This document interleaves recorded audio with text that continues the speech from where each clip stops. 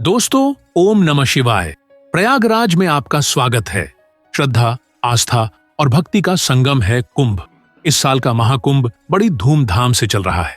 पौष पूर्णिमा से लेकर महाशिवरात्रि तक ये चलेगा। इस दौरान लगभग 40 करोड़ लोग इसमें शामिल होंगे, ऐसा अनुमान पहले लगाया गया था। लेकिन श्रद्धालुओं की हर पल बढ़ती भीड़ देखकर ये आंकड़ा 50 करोड़ के पार जा सकता है। इसे नियंत्रित करने के लिए बहुत ज्यादा कड़ी और एक्यूरेट प्लानिंग की आवश्यकता थी।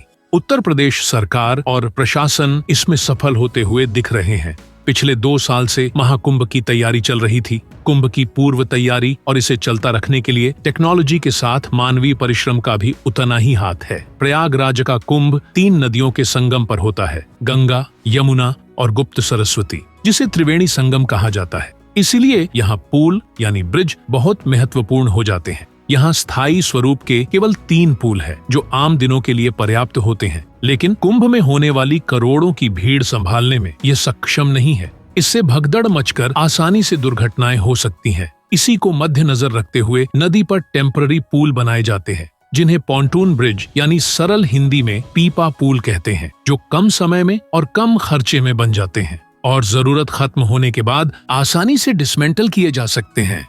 इसके मटेरियल को बार बार यूज किया जा सकता है।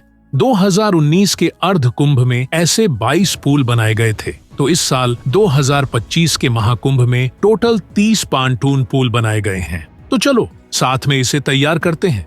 पहले चरण में लोहे के बड़े बड़े कैप्सूल जैसे टैंक एक एक करके ट्रक से लाएंगे।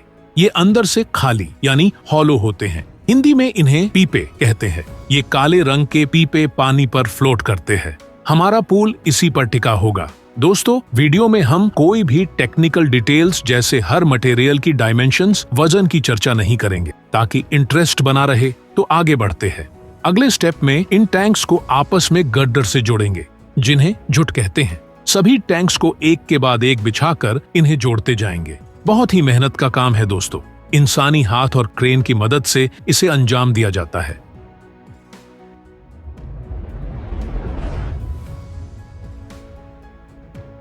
अगले चरण में एक सी कट की गई लकड़ी पट्टियां हॉरिजॉन्टली एक के बाद एक बिछाते जाएंगे। ये पट्टियां बहुत ही कठिन लकड़ी की बनी होती हैं। एक पट्टी को उठाने के लिए 6 से 8 लोग लगते हैं। सोचो, इनसे एक जैसा इवन प्लेटफॉर्म तैयार होगा। अब इस पर कटे हुए धान की सूखी फसलें और सूखी घास बिछाते जाएंगे। ऐसा क्यों, वो अगली स्टेप में अपने आप पता चलेगा। दोस्तों, वीडियो पसंद आ रहा हो तो लाइक जरूर कीजिएगा। अब इस पर रेत या मोटी मिट्टी बिछाएंगे और पूरे सरफेस को एक जैसा करेंगे। नीचे की घास रेत को पानी में गिरने से बचाती है। घास और रेत का लेयर मिलकर ऊपर से पड़ने वाला लोड झेलते हैं और सब तरफ स्प्रेड करते हैं। अगले स्टेप में मेटल की शीट्स बिछाते जाएंगे और इन्हें आपस में मेटल पट्टियों से जोड़ेंगे। लो, हो गया पुल तैयार।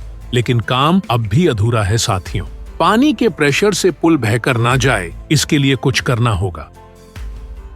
ऐसे त्रिकोणी स्ट्रक्चर बनाकर उसमें रेत की बोरियां डालेंगे, ताकि ये नीचे जाकर फिक्स हो जाए और एक मजबूत एंकर की तरह काम करे, जैसे जहाजों में होते हैं। ऐसे कई और एंकर्स बनाकर पुल के दोनों तरफ जोड़ेंगे और पानी में छोड़ देंगे।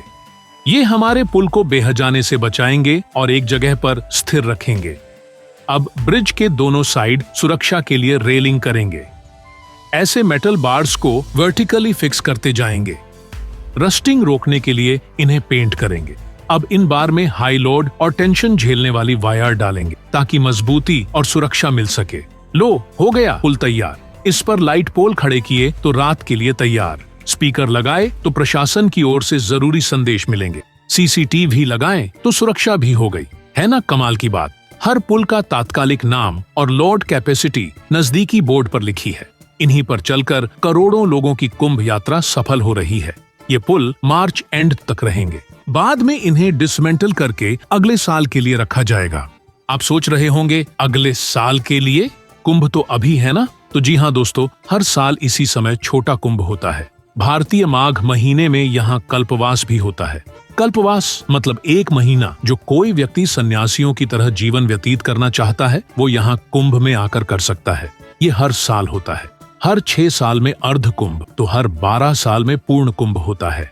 समुद्र मंथन में जो अमृत निकला उसे पाने के लिए देव और दैत्यों में संघर्ष हुआ। उसी में अमृत की 4 बूंदें पृथ्वी पर गिरी। हरिद्वार, उज्जैन, नासिक और प्रयागराज, इन्हीं 4 जगहों पर कुंभ होता है। हरिद्वार का कुंभ गंगा नदी के किनारे, उज्जैन का क्षिप्रा नदी के तट पर, तो नासिक का मां गोदावरी के किनारे होता है। सबसे विशेष कुंभ प्रयागराज में होता है, जो गंगा, यमुना और सरस्वती इन 3 नदियों के त्रिवेणी संगम पर होता है। पौष पूर्णिमा से पहले साधु संत अखाड़ों का प्रयागराज नगरी में आगमन होता है, जिसे पेशवाई कहते हैं। वो भी दृश्य देखने लायक होते हैं। इस साल का महाकुंभ 13 जनवरी पौष पूर्णिमा के साथ शुरू हुआ। दूसरा शाही स्नान मकर संक्रांति को संपन्न हुआ। उसके बाद की प्रमुख स्नान तिथियां हैं 29 जनवरी मौनी अमावस्या, 3 फरवरी वसंत पंचमी, 12 फरवरी माघी पूर्णिमा और सबसे अंत में 26 फरवरी महाशिवरात्रि को शाही स्नान होकर इस महाकुंभ 2025 की समाप्ति होगी। करोड़ों श्रद्धालु किसी के भी बुलावे के सिवाय स्वयं स्फूर्ति से यहाँ आते हैं। ये सच में एक अजूबा है। आप अब तक कुंभ में शामिल हुए कि नहीं, कमेंट में लिखकर बताइए। शिवहर शंकर नमामि शंकर शिव शंकर शंभो, हे गिरिजापति भवानी शंकर शिव शंकर शंभो। तो आज के लिए बस इतना ही। वीडियो पसंद आया हो तो जरूर लाइक कीजिएगा। फिर मिलेंगे एक नए टॉपिक के साथ। जय हिंद, वंदे मातरम।